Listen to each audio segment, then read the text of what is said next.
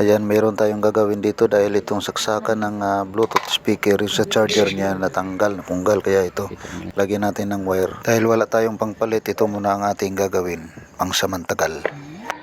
Ligyan mo. Kuyawan mo na ito sini.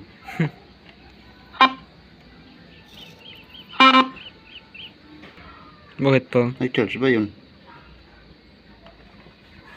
Ay, ta. Ito nakasaksak yun. Di nakasaksak. Ayun. Open nyo pang. Okay, yun.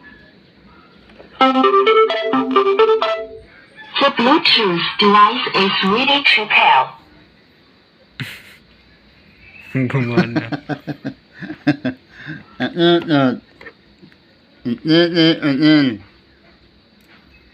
Oh, sino magpagawa dyan? Punta na dito. Sirain natin. Ang matsambahan, magawa. Pero pag di matsambahan, guba. Anong parayo nga? Tunay naman ah.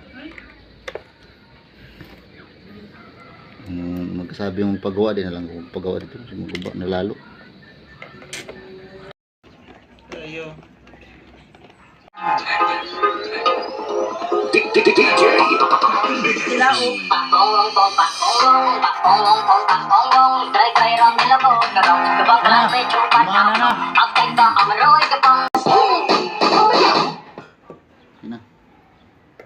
Tay ko na to pang.